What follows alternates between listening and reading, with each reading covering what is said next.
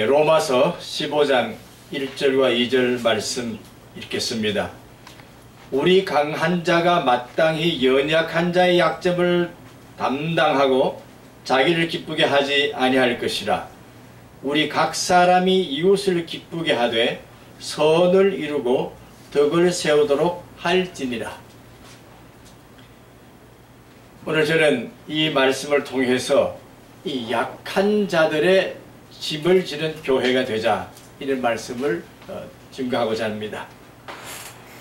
오늘 한국 사회는 약한 사람들을 위해서 일하는 정부가 나타났습니다. 그것은 사회 정의를 위한 나라입니다. 사회 정의를 위해서 모든 것을 실천하겠다고 한 정부가 나타나서 과연 약한 자들 편에 서 있는 것인가를 생각해 보는 것입니다. 사회 정의, 특별히 사도 바울 선생은 로마를 향하여 말할 때에 이 사회 정의가 없는 사회 속에서 그리스도교가 어떻게 하면 사회 정의를 이룰 수 있느냐 하는 것을 가지고 문제를 삼았는데, 가진 자 편에 서지 말고 가지지 못한 자 편에 서야 된다 하는 것이 사도 바울의 선교 전략이었습니다. 사실 그 당시에 보게 되면은 무엇이 유행되냐면 심지어는 인권이라고 하는 것 자체가 없었습니다. 예를 들면 이와 같은 것이에요. 어린 아이를 낳아가지고 그냥 길에다가 갖다 버리는 거예요. 왜? 내가 필요하지 않다, 이 아이는 내가 키울 수 없다, 그러면 갖다 버리면은 죽어버리는 것입니다. 그랬을 때에 교회가 무슨 일을 했습니까? 그들을 다 교회에서 다 데리고 가서 그 유기된 아이들을, 고아들을, 부모 없는 아이들을 자기들이 데려가서 유아 세례를 주고 교회에서 그들에게 양육을 한 것이 된 것입니다. 요즘 우리는 말하면 고아원이 생긴 것이죠. 그런데 그들은 고아원이라 하지 않았습니다. 이들이 하나님의 생명을 가지고 태어났기 때문에 이들은 곧 우리들이 관리하지 아니하면 아니 된다고 하는 것이었습니다. 사실 우리 대한민국이 6.25 사변을 통해서 많은 전쟁 고아들이 나타났지 않습니까? 그런데 그때에 뭐 선교사들이 나왔다 뭐 어떻게 해가지고 이제 고아들을 많이 길렀습니다. 부모들이 하루아침에 부모들을 잃어버렸으니까. 그래서 거기에서 이 고아원을 통해서 많은 사람들이 외국으로 이제 이 고아를 수출을 하는, 그런데 사실 좀 지금 우리 한국 교회가 좀 반성해야 될 점이 있습니다. 특별히 이 양자 삼는 걸 대단히 싫어하는 우리 전통이 있는가 봐요. 한국 교회가 좀 그거 벗어나야 합니다. 우리가 낳지 않았다, 이 가족 중심, 혈육 중심의 이 유교적인 전통 때문에 이 피를 썩지 않은 아이는 우리 아이 만들 수 없다, 이런 생각을 많이 하는데, 다행히도 지금 많은 사람들이 이제는 마음을 열고 이제는 그리스도의 사랑으로 이 아이들 양육을 통해서 길러내야 되겠다는 운동이 이제 많이 일어나는 걸 봅니다. 물론 다행한 일이지만 아직도 우리나라에서 이 근본적인 이 어린 생명에 대한 이 정의를 필요로 하는 것이 오늘 사회입니다. 그러므로 교회는 그런 면에서 먼저 그 일을 해야 되는데, 특별히 한 가지 강조할 점은 우리 한국 사회 갑자기 이 사회 변동이 오니까 자살률이 굉장히 높아졌어요. 그러나 다행히도 새벽 기도를 연 것이, 교회 문을 열고 이 조사를 해보니까 많은 사람들이 그러한 그 영적인 실제적인 고민을 할 때에 교회에 와서 생명을 다시 연장하는 사례가 많다는 것을 알습니다. 생명의 전화라고 하는 것도 그와 같은 것에 속하는데, 특별히 로마 사람들에서 가장 문제가 되는 것은 노예제도였습니다. 노예제도. 그 노예제도를 그 교회가 어떻게 하느냐. 그래서 이제 그 사도 바울이 이 노예지만은 그 주인이 그에게 로마 시민권을 줄 수 있도록 자유를 줄 수 있는 자유를 허락해 주었습니다. 이 노예 해방의 운동이 거기서 난 것입니다. 노예가 됐지만은 우리는 하나님의 사랑으로 하나가 돼야 된다. 이렇게 해서 이제 오네시모에 대한 말씀도 있지 않습니까? 오늘 어떻게 보면은 우리 한국도 엄청난 그 노예 제도가 있었다고 보는 것입니다. 그래서 이제 18세기부터 19세기 이렇게까지 이 양반이 되는 문제가 생겨가지고 사실 우리 한국 역사를 해보니까 공부를 해보니까 우리 한국은 전부 다 양반이 다 됐다 이거 양반 사회가. 그래서 19세기 말만 해도 모두 다가 양반이 됐다. 우리 한국은 이 신분 상승을 시켜주는 그런 사회가 되어서 언젠가 모르게 노예 제도가 없어졌습니다. 어떻게 보면 참 한국 사람들에게는 이 사회적인 변동이 우리에게 그런 자유를 준 좋은 사례가 되는데 모두가 신분 상승을 함으로써 오히려 사회가 자유로운 사회가 된 것을 알 수가 있습니다. 오늘 저는 이런 얘기를 하나 얘기해 보고 싶습니다. 과연 대한민국 이대로 가면 되겠느냐. 그래서 요즘에 이제 운동 중에 이런 운동이 있다 그래요. 뭐 저는 처음 이제 의심을 좀 했습니다만은 1887년인가요? 1877년인가 그때쯤 됐을 때에 그 6.1준이라고 하는 분이 계세요. 6.1준. 그분이 이제 어떤 일을 했냐면은 세계를 다 돌아보고 보니까 우리나라가 뭔가 모르게 이거 이 영세 중립국으로 가야 되겠다 하는 그런 이제 이 중립국론을 만들어 가지고 일본의 힘을 빌려 가지고 마치 오스트리아처럼 그렇게 중립화를 하자 하는 그런 운동을 벌였다는 거예요. 영세 중립. 그러니까 가장 강한 세력이 우리를 밀어주면 우리가 그 중립국으로서 세울 수 있다. 그래서 이제 거기서 친일파가 생겼다는 것입니다. 그랬을 때 그에 대한 반대를 한 것이 고종 쪽이잖아요. 그래서 고종 쪽은 일본이 아니라 러시아 쪽을 통해서 우리가 중립국이 되지 않으면 안 되느냐 이런 그 얘기를 했다는 거예요. 현재도 그런 면에서 우리는 영세 중립국으로 가야 되지 않나 하는 그런 운동이 뭐 40여 년 동안 있다고 그럽니다. 사실 어떻게 보면은 영세 중립국으로 가는 것도 괜찮잖냐 하는 이 생각도 있을 수 있지만 이것은 사실 어떻게 보면 민족적인 전통을 보면은 사실은 아니다 그거예요. 우리의 힘으로 우리가 자립해야지 자주 독립을 해야지. 그래서 이제 논쟁이 뭐가 되냐면 이제 국부론이 나왔어요. 우리 대한민국을 세운 아버지가 누구냐? 그래서 예를 들면 뭐 김구냐, 이승만이냐, 뭐 이런 또 김일성이냐, 뭐 이런 이제 국부론이 나와 있는 거 보면은 이건 제가 볼 때 좀 잘못된 생각 같아요. 그거는 차라리 영세 중립국보다는 못한 것 같아요. 국부론으로 생각해서는 안 되고 우리가 적어도 3.1 운동 당시에 자주 독립이라고 하는 온 세계에다가 자주 독립국가라고 써야 된다고 하는 이 전 국민적인 자각 이것이 중심이 돼야만 되는 것인데 이 인물 중심사적으로 본다고 하는 것은 아직도 권위주의에 빠졌다. 물론 그 권위주의가 정치적인 입장에서 정부 입장에서 본다면은 사도 바울이 말한 대로 이 너희들은 이 정치 권력에 대해서 순종하라 하는 이와 같은 입장에 본다면은 그 정치 권력이 제대로 된 이 정의를 실천할 때야만 가능하다 그것 전제 조건이 그것입니다. 하나님의 공의를 실천하는 나라만이 진정한 의미에서 자주 독립을 줄 수 있는 것이지. 그래서 우리는 천부적인 권능을 우리를 받았다. 우리 대한민국의 그 조상들에 대한 생각을 해보면은 우리의 그 전통 사상이 3.1 운동에 고스란히 나와 있는데 우리는 이 5만 년 역사 속에서 그렇게 자주한 민족으로 왔다 하는 그런 자각이 있었던 것입니다.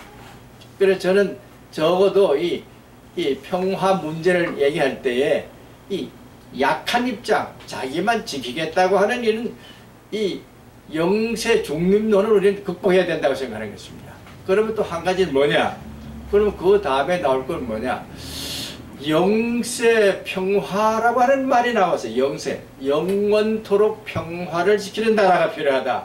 이렇게 얘기했는데 과연 그것이 가능한가? 여기에 대해서 깊이 생각해야 할 것입니다. 그런 면에서 오늘 대한민국의 이 정부는, 헌법에 기초한 정부는 적어도 영세 평화의 원리에 의한 자주 독립국가가 되어야 된다 하는 것입니다. 그런 면에서 우리 그리스도인들은 반드시 약한 자들을 돌보는 교회로서 내 이웃을 보아둬야 되는데, 사실 우리 교회 그렇게 하지 않았습니까? 지금까지 교회가 얼마나 봉사를 많이 했어요. 그런데 오늘 교회가 부자다? 아닙니다.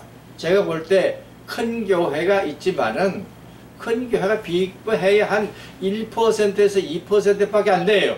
5만 교회 중에 1%, 2% 그러면은 몇 개 교회가 되지 않습니다. 그런데 사회는 교회가 부자다 이렇게 하면 그냥 몰고 가면서 사회 정의를 실천하는 교회다 이렇게 하지 아닙니다. 우리 대한민국에 있는 이 5만 교회들은 큰 교회든지 작은 교회든지 약한 자들 편에 서 있는 교회입니다. 그걸 알아야 합니다.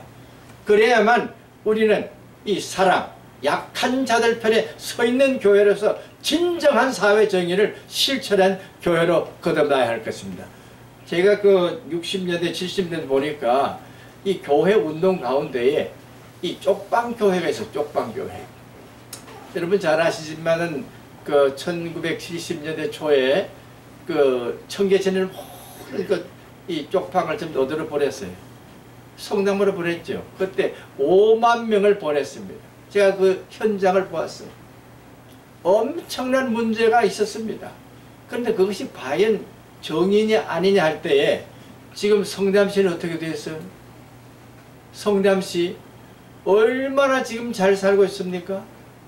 어마어마한 도시가 생겨나왔잖아요. 그래서 우리는 사실은 서울은 작은 서울이 돼야 하는데 너무 비대해져 있습니다. 1000만 명이 돼. 그런데 어떤 정치자가 말을 이거 참 못난 도시다 그렇게 얘기했어요. 못난 도시. 과연 서울이 지금 못난 도시입니까? 제가 왜 이 얘기를 하냐 하면은 서울이야말로 세계에서 가장 아름다운 자연 환경 속에서 지금까지 있는 수도인 것을 알아야 합니다. 세계 모든 사람들이 와서 가장 아름다운 곳이 어디냐? 서울이다. 이게 세계 사람들이 얘기하고 있는 것이에요. 이 자랑해야 됩니다. 삼각산만 한번 보세요. 지난 화요일에 저는 정선을 다녀왔습니다. 그 창밖으로 보이는 이 모든 산들을 볼 때 얼마나 아름다운지 모르겠습니다. 이 금수강산이라는 말이 사실 그대로입니다. 여러분들 정선은 이 산골짜기에서 올라가잖아요. 그 산속으로 들어갈 때마다 거기서 오는 그 새소리며 그 아름다운 환경을 볼 때에 거기 가서 오니까 이온이 얼마나 많이 있는지 그날 와서 잠이 오지 않더라고요. 새벽 3시까지도 눈이 말똥말똥해요. 이렇게 금수강산을 만들어 놓은 이 나라에 대해서 이걸 부정적으로 얘기하는 사람들은 반드시 심판을 받을 것입니다. 어떤 정치자가 말하더라도 그 말 조심해야 합니다. 하나님이 살아계시고 정의가 살아가 있는 동안 이 자학적인 생각 완전히 벗어야 놔야 합니다. 자학하지 마세요. 우리 민족에 대해서 현재에서 자학하는 정치가들은 물러나기를 바랍니다. 왜 자학합니까? 우리는 당당한 3.1 운동에서 만들어진 거대한 민족인 것을 알고 어떠한 유혹에도 넘어가지 않는 이 정치적인 독립국가로서 당당하게 세계에 나가기를 바라는 것입니다. 요즘 우리 팬데믹 때문에 교회가 많이 위축된 것 같지만 절대로 위축되지 않았습니다. 교회는 잘하고 있어요. 제가 볼 때. 교회는 정말 자중하면서 어떻게 하면 이거를 잘 넘어가느냐, 어떻게 하면 내가 이럴 때에 참 주님께 경배하고 참 올바른 삶을 살 것인가, 나를 어떻게 하면 성결하게 하고 성별하게 하는가, 이렇게 오히려 반성하는 교회로 나갔습니다. 저는 약 20여 년 전에 이 아프리카를 다녀왔어요. 아프리카를 보니까 정말 불쌍했습니다. 그 좋은 이 나무들이 다 쓰러져서, 그리고 모든 동물들이 이 죽음의 이 골짜기에 된 죽음의 나란 걸 보았습니다. 그럼에도 불구하고 거기에는 희망이 있는 걸 보았어요. 만일 미래에 있어서 과연 어디가 살아나야 되겠느냐? 아프리카가 살아날 때만 이 지구는 새로운 지구로 변화가 될 것입니다. 저는 약속했습니다. 하나님, 이 아프리카를 서구는 버렸지만 이제 이 아프리카를 살릴 수 있는 유일한 나라 대한민국이 되게 해 주옵소서 기도를 드리고 왔습니다. 앞으로는 모든 정치가들은 아프리카를 사랑하고 그것을 해방하고 우리처럼 이렇게 금수강산을 만드는 이러한 대한민국의 정신을 가지고 아프리카를 살릴 수 있기를 바라는 것입니다. 약자를 위한 대한민국이 됩시다.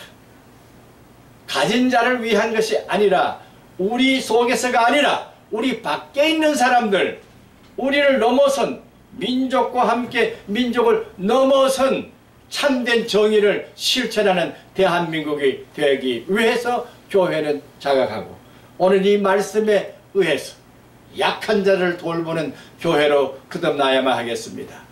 오늘 저는 감동을 받았습니다.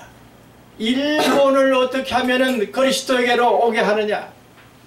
만일 우리 한국교회가 일본 사람들을 그리스도에게 오게 하는 최초의 교회가 된다면 어떻게 되냐? 그렇게 하면 어떻게 됩니까? 영적으로 그들은 불쌍한 민족입니다.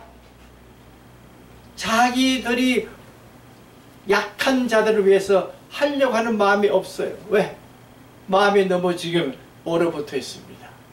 이 얼어붙어 있는 일본 사람들, 큰 재해 때문에 지금 꼼짝 못하겠고 정치적으로 경제적으로 어려움을 당하는 일본을 위해서 우리는 용서하는 마음, 화해하는 마음, 그들을 영적으로 약한 자들로 보고 귀신에 사로잡히는 모든 것을 해방시킬 수 있는 한국교회로서 선교의 전략을 짜야 할 것입니다. 마치 로마 교회를 향하여 초대교회가 전쟁을, 영적인 전쟁을 벌린 것처럼 일본 백성들을 위하여 우리 대한민국에 있는 모든 교인들이 그 영적인 해방을 위해서 노력할 수 있는 일이 있어야 되겠습니다. 저는 오늘 우리 사랑하는 이 김정한 목사님이 5년 동안, 15년 동안 일본을 위해서 참 그들을 그리스도교로 옮겨가려고 하는 열정적인 간증을 듣고 감사한 것은 참으로 일본 사람을 사랑할 수 있는 마음, 그것이야말로 오늘 우리가 여기 있는 말씀대로 영적으로 불쌍한 사람, 약한 사람들을 그리스도로 옮기는 복음의 역사가 일어나라고 믿습니다. 만약에는 오늘 한국 정부도 내가 보니까 영적으로 약한 사람들이요, 그 약한 사람들을 강하다고 보지 마세요. 영적으로 불쌍한 그들을 위해서 기도하고 참으로 이 복음에 의한 하나님의 공의에 서일 수 있는 이 대한민국이 될 수 있도록 정부가 되고 모든 사회 운동이 될 수 있도록 그러한 나라를 만들기 위해서 우리는 이 복음으로 사회를 평정하는 평화의 일꾼들이 되어야 할 것입니다. 하나님 이와 같은 일을 우리에게 맡겨주셨습니다. 각성하십시다.